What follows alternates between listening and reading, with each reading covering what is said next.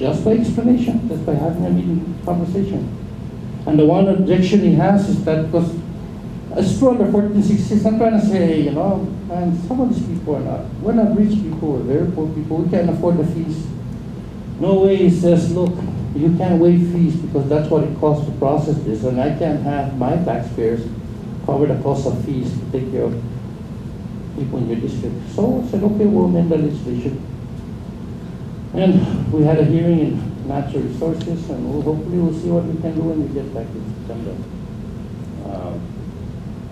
And take care of this problem so we as a community can move forward. We have so many other problems. We can't fight over this one problem. We need to try and figure out the many issues we have here.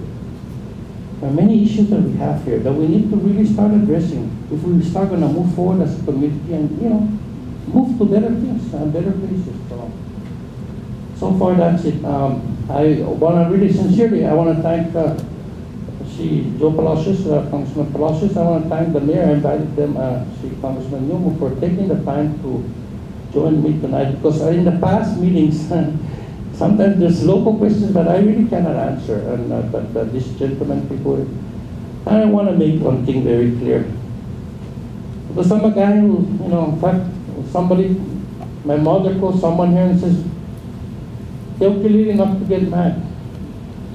Because, you know, I'm passionate about the things I do, and sometimes we have differences of opinion, either as you, as us as people, or even legislators, we have differences. But that's the job. You know, these people, the legislators also, and I told Joe, we can disagree. That's all right. I just hope that, you know, when our disagreement is because, not because I've done my homework, you know, because when I have to take position on the issue, I've looked at it from as many angles as I can.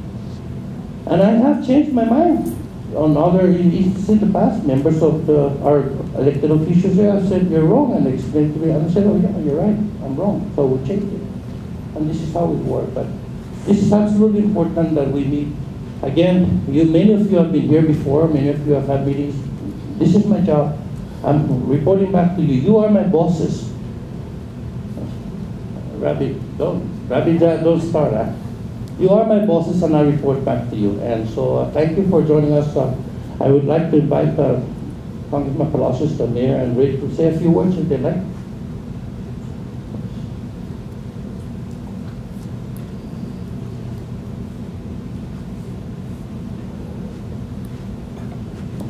Good evening, everyone.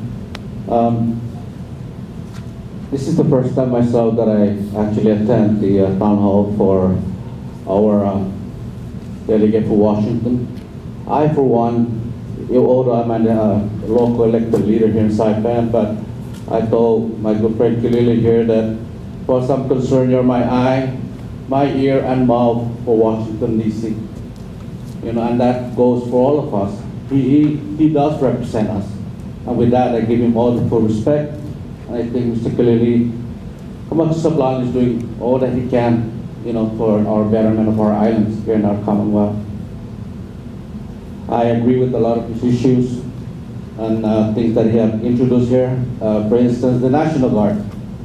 We've been talking about the National Guard here in our islands, on the Marianas, for so many years, way before, I think, when we were still have no voice in Congress, and with the recent 110.229 that allow our representative to actually, you know, fully represent us in Washington, D.C. and made us, you know, I would say, more vocal and more visible. And I think they're starting to hear our concerns here in our Commonwealth. I think the National Guard issue is right. I've done a swearing ceremony, and when those guys were, you know, recruited, residing in the Commonwealth, but they're defending actually not just the national flag, but the flag of one. So I think it's fair that we should have one here in our islands as well. You know, I think with that, that would also bring in, you know, money for the economy here. And I think that the bill probably here is just that, to my understanding, is for our government is to provide land. And I think everything else is pretty much coming in from Uncle Sam. And I hope that Mr. Sablan, our Washington rep, will push that through and make that possible. The food stamp program also, it's true, as a former director for the Manamco, I've been visiting our Manamco and Tina and Rhoda, and of course our Saipan constituents here. They have been complaining so many years ago about the differences of how much we're getting here and how much Guam and elsewhere. He is right again. You know, and I'm glad that he mentioned about the $88 per person here versus 200 and something in Guam. That's always been at that for so many years. Again, I'd like to thank Mr. Sablan for pushing those issues, and I think that will be a tremendous help for our people in our islands, for those especially that are in needs. I felt so bad for him to say what he said about some kids are going to school and, you know, they're hungry. That's really sad. Really, it's really, really sad for anybody, regardless of what nationality that child might be.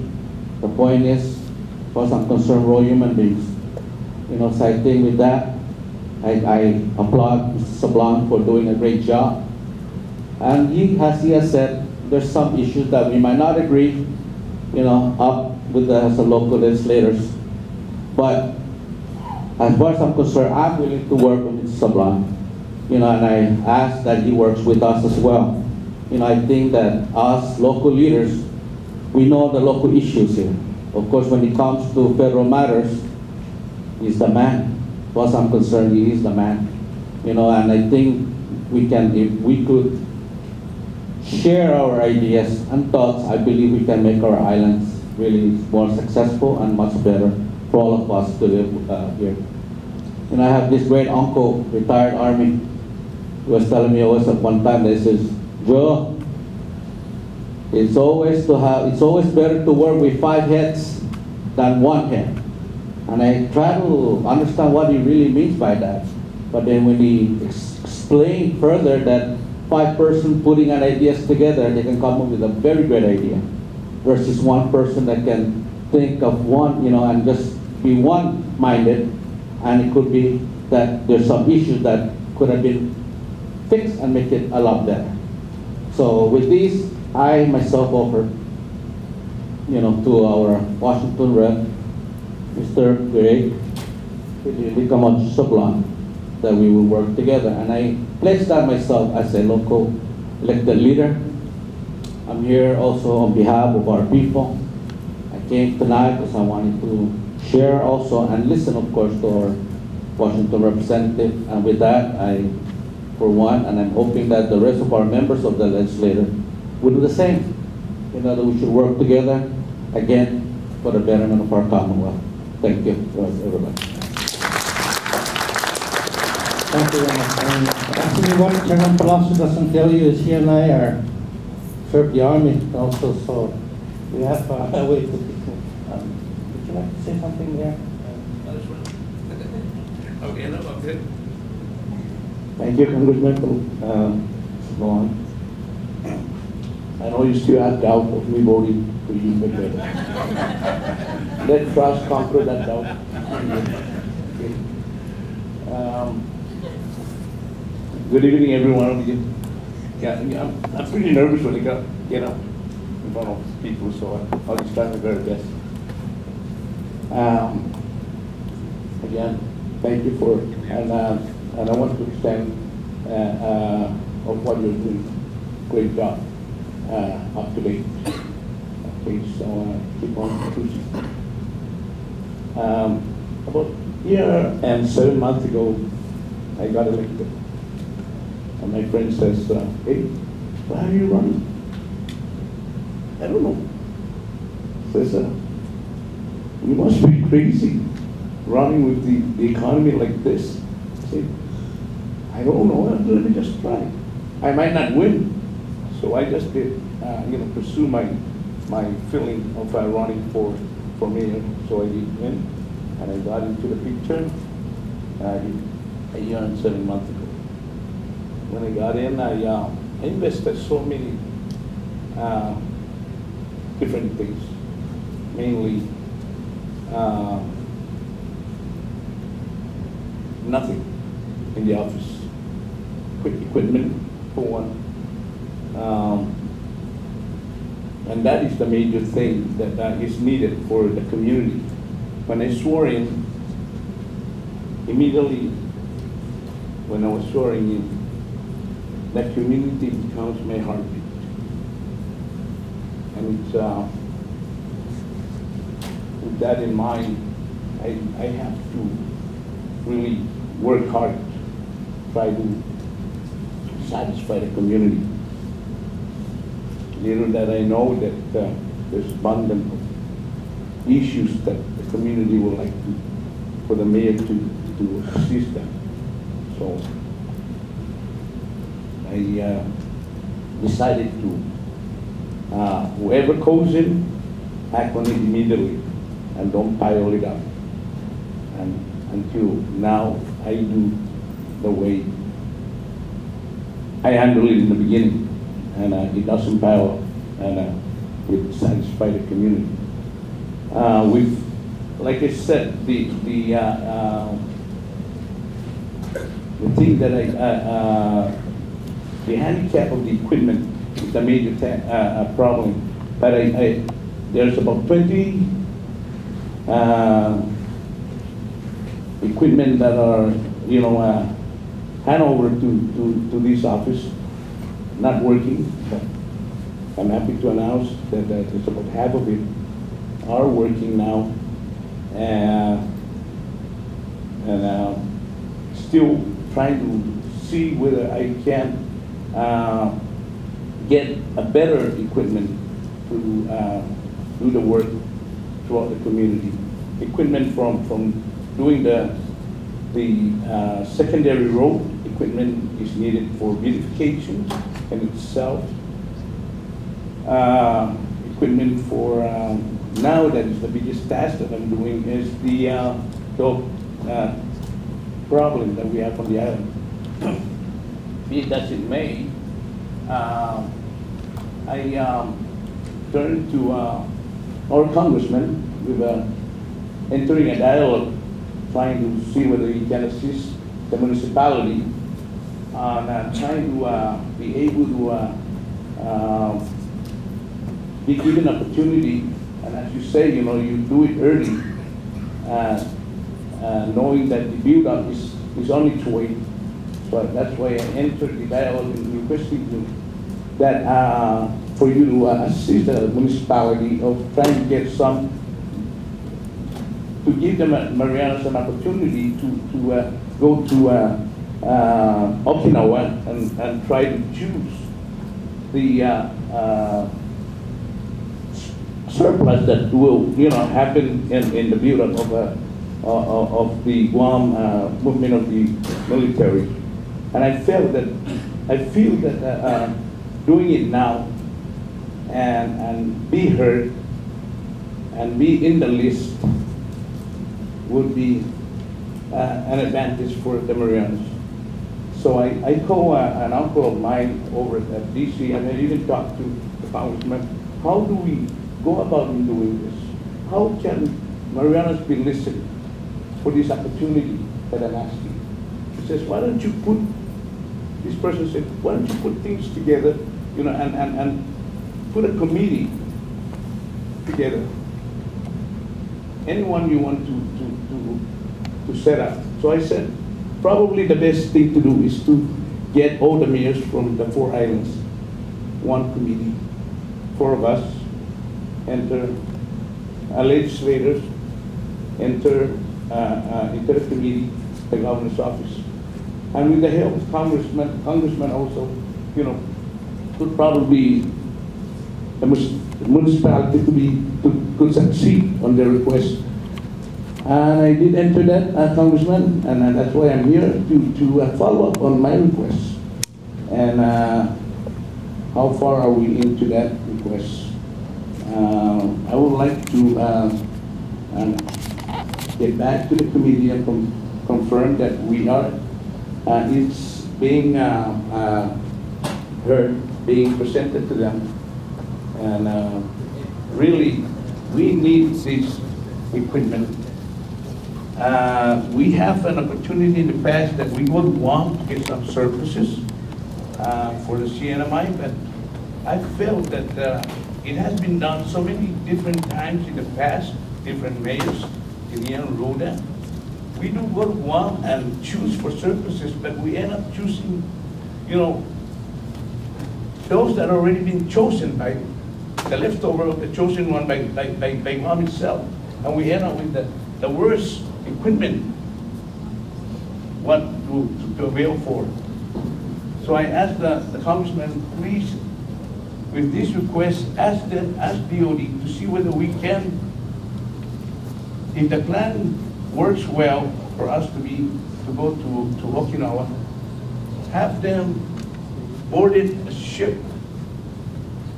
have the supplies that we have chosen, board a ship with the surpluses that are going to Guam, to stop over Saipan, board in Saipan, and offload what we have chosen. Says, and Congressman goes, Mayor, that's asking too much. I said, why do you say that, Congressman? What? I don't think we're asking too much. The Marianas, there are people, soldiers that are presently with the fighting for freedom with the military. They have dependents over here that the municipality is, assisting them. I think they should listen to us. They should afford us that request.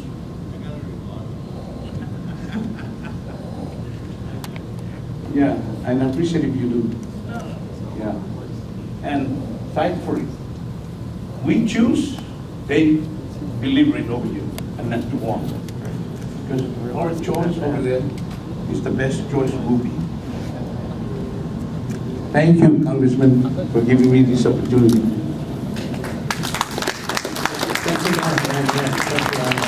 Thank you, if I were asking to, I'd ask, I wanted not just paid for, but I wanted paid, sealed, and delivered. But I actually met today, this morning, with a captain with the Navy. And it was, geez, how many were there in the group this morning? 6, 7, 8, 10? There were 10 of them, right? And they're talking about some new issues.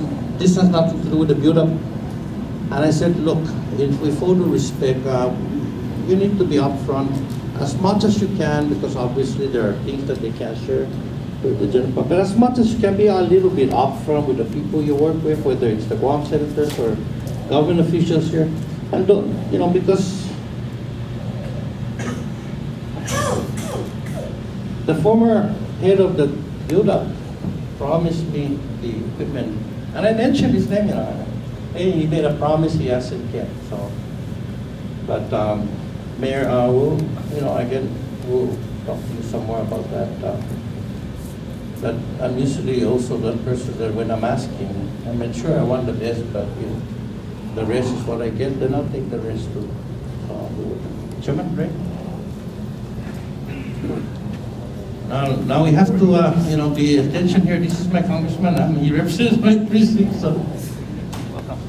Thank you, Delegate. Good evening, ladies and gentlemen. I just have a few points I'd like to make. Try not to keep it too long.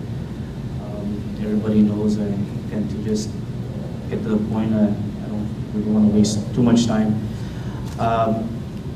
As far as HR 1466, I'd like to thank you for allowing me to make comments, whether it's taken into DC or not.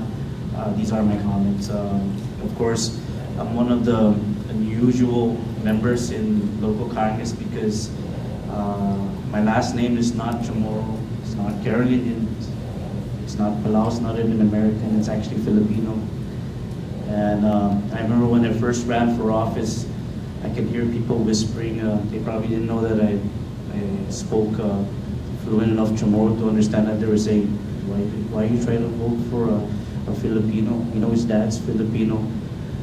And that's what I'm divided on HR 1466. We have to have a balance, of course. I did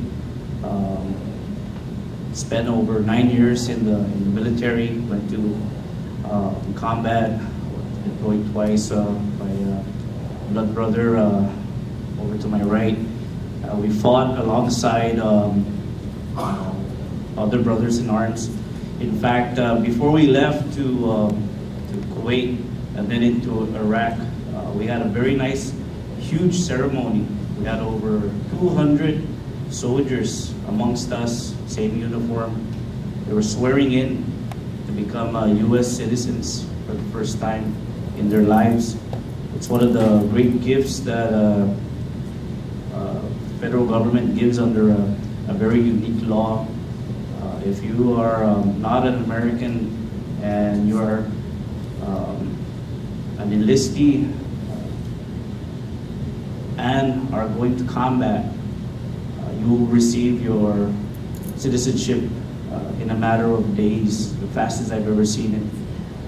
Of course, there are requirements. If you are discharged during that deployment, it'll be pulled away just as quickly. So there is a higher standard, but the patriotism of these guys, you cannot compare it to anything because they know that that's hanging over their heads. They're there representing the United States, living and fighting. A lot of our brothers have lost their lives. So I am, in that respect, somewhat pleased that this bill is moving along. There's steam being picked up, but from the citizen side of myself, I'm concerned about those that have no status other than just are here for 5 years, 10 years, 15 years or more, living and working with us here. They're not married with anyone here. They don't have children here. Just something to think about. Eventually, 110.229 will say that every 5 years, the governor at that time will ask for an extension so that if these people cannot get a permanent status, then they can get that 5-year extensions. So we need to look at that, especially with our Russian and Korean, Chinese investors that have put a lot of funds here. You've seen the developments, the houses, the businesses. So they need to be looked at. I'm not saying anything other than a thorough review of every status that we have. It's no longer in CNMI hands, it's in Washington's hands, so it's something that just for a peace of mind for the entire community, just give it an A to Z review, and whatever becomes of this legislation, I will accept. And that's as far as I have to say with that bill. The CNMI had passed Public Law 13-32 that actually created the CNMI National Guard. There is a structure. Our only problem is funding. And then, of course, the United States Department of Defense has to identify a unit. It's not often that units are newly created. They more or less just transfer from one state to another who needs a unit. So if that's going to be the case, we already have 302nd and 100 Battalion. So we don't need another infantry unit as a National Guard to start off. Something maybe in the medical field would be more appropriate, or water purification, you know, more of the support units that we badly need here because our services are very limited. And then Guam is circulating legislation again. Senator Adda, Bill 279-31, which is to lift the tax exemption. If that happens, Rhode and Tinian will have a humongous increase in fuel price per gallon. I know our representatives from Rhode and Tinian are not here, so I'd like to relay that to you. When fuel is transported to Guam, it gets offloaded, then the remainder comes to Saipan and is offloaded here. There's no problem with this legislation. The situation is that the feeder vessel that feeds Tinian and Rhoda for diesel and gasoline comes out of Guam. This bill will affect them directly because it's going to be we move from the silos onto a feeder vessel and then we go in. There is no feeder vessel from Saipan to Tinian, which kind of boggles me because it's such a close distance. But Rhoda is somewhat closer to Guam, so we can be there, I guess. And then my last concern is the open skies. Flight Guam is providing day flights from Narita, if I'm not mistaken, or Nagoya to Saipan, and I find that strangely odd because airlines such as Delta, which is Northwest Airlines now, combined, Continental, they actually have licenses for flights leaving Japan, and they always say that there's no flights slots availability for them to fly in the Saipan during appropriate or regular daytime schedules. That's why we always get these red-eye flights, because it costs much more to have an airline or an airplane grounded at the tarmac in any of the Japan airports.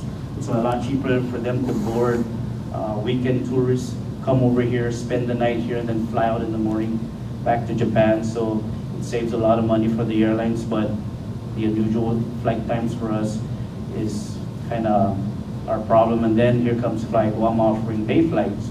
So I don't know, maybe the airlines are obviously hoarding their slots, or they really need to just give up those slots if they're not intending to use them, because they do have a monopoly on them. And that's pretty much it for my comments. Thank everybody for being here.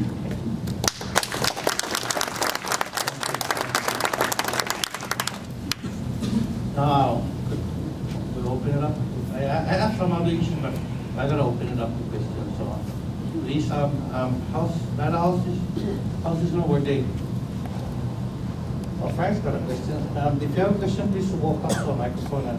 Yes, Frank. And I want to thank you, Frank, for helping us. Frank was recently a visitor in DC, and he took the time to go down to the surplus books, right? Right. And help collect books for NMC that we delivered last year. I also want to recognize Ms. Teriato, who has also been a visitor to DC, and she's also one of our volunteers that come and sort out the books and help us and allow us to send those books here for our students. So we have two volunteers. And wait, I have Mr. Panglinan also here, who used to live in Virginia and is here for a year, also helped us volunteer collect books for our teachers. And really, those books are not just our product, they're also volunteers, that citizens here that took the time to help us with the project that we send here to the school. So, thank you. I'm Frank Soboleski. I am a former instructor at NMC Rhoda, currently helping as a volunteer with their registration. I lived on Rhoda for 16.5 years, so buenas noches, todos amzu, kiran y islan luta. Now, here's my question. On HR 1466, as I understand it, you have 47 co-sponsors, 46 Democrats, and 1 Republican. The Republicans control the House of Representatives. They have 240 members. They control every committee. What can you do to get more Republican support for HR 1466 so that it can pass the House of Representatives? In Congress, sometimes we look at, what works in Congress is what's not obvious. So some people won't sign up. I have been others who said, I'm asking them, hey, actually my staff would beat me in the head over this, because I walk in and have a meeting and then I walk out and don't ask for a co-sponsor. But sometimes it's necessary that I don't ask them to support it, but just not oppose it. This is a legislation that has the word immigration in it. And if there's anything I found in Congress that are just so difficult and so toxic a word, it's immigration and the debt ceiling. Oh, actually, a third word that's come toxic is money. Money. But many times I walk up to someone or I have meetings and I said, I understand your position. This is a special situation. We're trying to fix a problem that Congress created. And I ask you for, if you can't support it, I'm asking you to step aside and let it pass without It's not easy. This is tough. This is tough. This is big time. There are people there who just oppose anything that involves immigration. Again, you can see the difference. I know I have one close sponsor, and that makes it bipartisan, right? So, but there are people who sign on who are also conservatives. And so, well, we're sure to work hard and see where we get. Thank you for your comments. Any other questions? Phil, you want to walk up to the microphone, please? Oh, I am Agnes. Go ahead, there's 2 microphones here.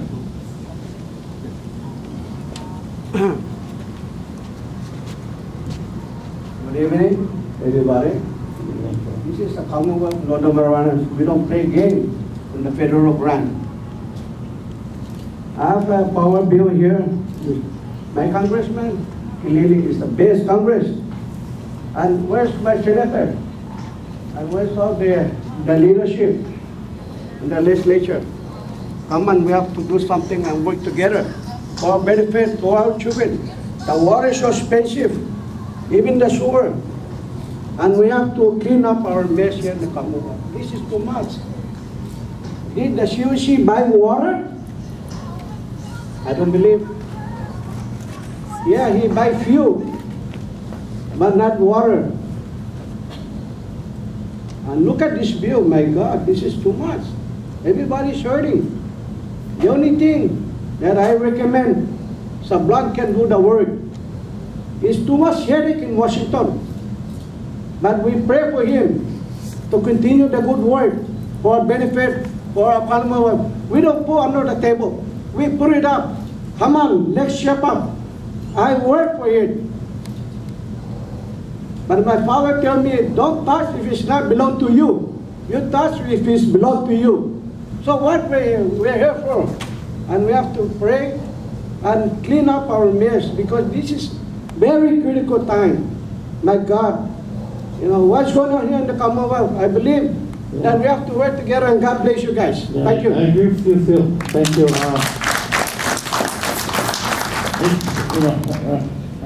CUC is really, I mean,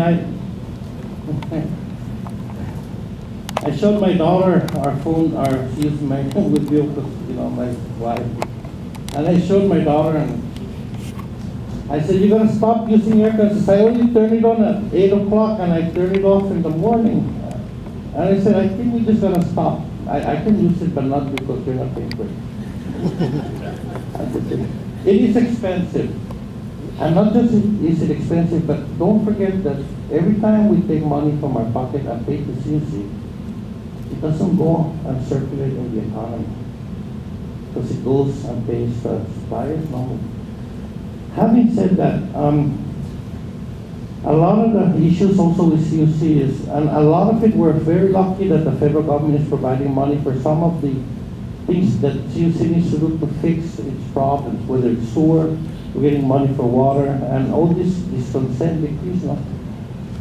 We're now at a time when 20 years of good time has caught up with us. At a time when oil, cost of oil is really high up there, and I feel I'll be lying to you if I told you I had an answer for you, and I don't. I know that you're not here for me. I don't have an answer for you right now. I did meet with Abe last time I was here, and his whole staff, and I said, man, Abe, if you find something there, let us know. It's very expensive. And I also said, Abe, in all fairness, if you treat everybody the same, if a residential doesn't pay their due and they caught it, if you treat everybody the same, at least people will know that you're being fair. Because, you know, if you're a businessman in Saipan and you don't pay your taxes, you don't get a clearance from revenue tax. And then we just found out 6 months ago, no? When there's a business that owes $30 million in back tax. How did that business continue to get its licenses renewed every year and every year? Somebody was doing each other. And that's all I ask, Abe, please. Don't let me go to the papers and expose things. Fix it. And I have a big mouth, right? Many of you know I have a big mouth. But let's gives you an opportunity to fix it. I do know Abe is a hardworking guy. He can be very, I can't say that he's rude because I'm also rude, right? I'm also rude. But he needs to fix it. That's why he's getting paid the big money, so he needs to fix it. And but I don't have an answer for you, and I will not put our legislators there because I don't think that we do, all of us collectively now, but we know it's hurting everybody. Thank you. Any other questions? I have Jackman's long man. Jackman's been dogging me all day. But loss is a great day. Well, thank you. You have given me quite a bit of education today. I did not understand 1466 earlier because I did not have the opportunity to read the legislation. But now that you have explained, I feel much better about the thing, and I hope it will go through for the benefit of the 4,000 people that will be affected. My major comment here, and but before I come up with any comment, I'm really quite disappointed to see that only 1% of our local officials is here. There are 20 members of the House and only 2 appear. So I congratulate those 2. That shows. Of course, the mayor. I'm not counting 30 in writing. Oh, okay, but I'm just counting the House. And there are 20 and only 2 came. That's 1%. And to hear our congressional representative, all the hard work he's trying to do, and I haven't heard much from our 20 officials.